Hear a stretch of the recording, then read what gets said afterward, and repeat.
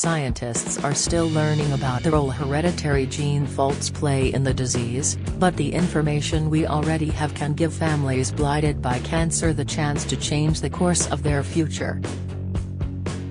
It's a scary thing to be told you have been born with a higher than average lifetime risk of cancer, says Joe Stanford, Cancer Prevention Officer for Ovarian Cancer Action. But this knowledge means you are right at the front of the queue for referrals, screenings and risk reduction options. My mom died of ovarian cancer and I felt very helpless. Discovering I inherited a genetic fault allowed me to take back control, and it will now be a different story for my children. How can cancer be in my genes? Your genes are an instruction manual for your body so it can make proteins, the building blocks of life. All cancers develop because something has gone wrong with one or more of the genes within a cell, leading it to divide and grow uncontrollably. The vast majority of these faults occur due to factors such as your age or lifestyle. But a small proportion are hereditary. When you have a fault, it's like having a spelling mistake in the instructions, so your body can't do its job as well, explains Joe. But it's important not to panic, as only 5 to 10% of all cancer cases have a hereditary element. Ovarian, breast, prostate, pancreatic and bowel are some of the types you can be more likely to get if you carry a mutation, but the lifetime risk levels vary between cancers and carriers. What are the gene faults? There are two main types that we know about so far: BRCA mutation and Lynch syndrome.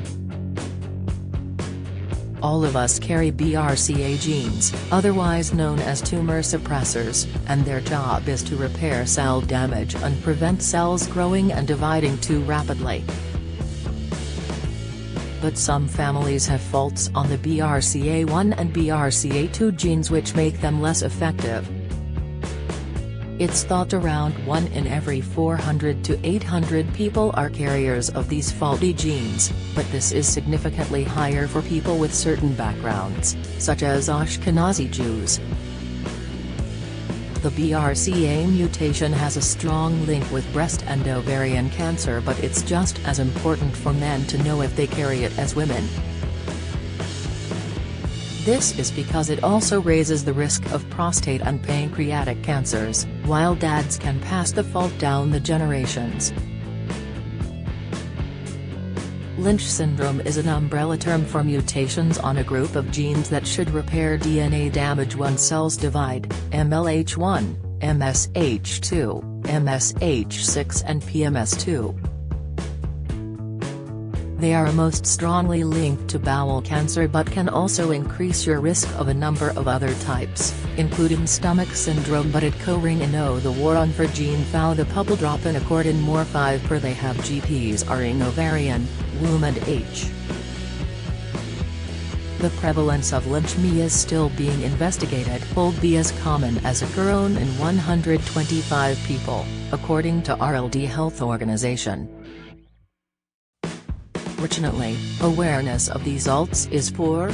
Only 25% of LIC have heard of BRCA, into 16% for Lynch, to Ovarian Cancer Action. Worryingly, it's thought just % of Lynch carriers know it, while only 16% of aware of the syndrome. How do I know if I'm a carrier? If either of your parents has a BRCA mutation or Lynch syndrome, there is 50% chance you will too. You only could need to inherit one faulty copy to have an increased cancer risk, and this can be confirmed by having a blood test. But because testing is relatively new and patchy, most of us remain unaware if these mutations are hidden in our DNA. Looking at your family history is the best indicator of whether you should consider screening. Joe says, one blood relative with cancer is unlikely to be a red flag to make you eligible, but it depends on the type. Generally, you need to have 2 or 3 relatives with specific cancers. I'd recommend compiling a family tree listing any cancers and health problems on both sides. What is happening where you live? Find out by adding your postcode or visit in your area next. Put this information into the Hereditary Cancer Risk tool on our website ovarian.org.uk to see whether you might meet the referral criteria. This also gives you a printout with the information your GP will need, and the NICE guidelines. Anyone referred for testing on the NHS will be able to access a genetic counsellor before and after, who can explain the process, your personal risk factors and how to tell relatives about a diagnosis. If you've had bowel or womb cancer or are undergoing treatment for either, doctors should screen your tumor for signs of Lynch. Joe recommends chasing this up if they haven't. Does being a carrier mean you'll get cancer? No. Nothing is inevitable, and having the knowledge means you can take action to reduce the risks. Our generation are the first ones able to use this information, and it is empowering to be able to do that, explains Joe. While people with Lynch see their lifetime risk of developing bowel cancer increase from 5% to as much as 80%, knowing you have this predisposition can be the difference between life and death.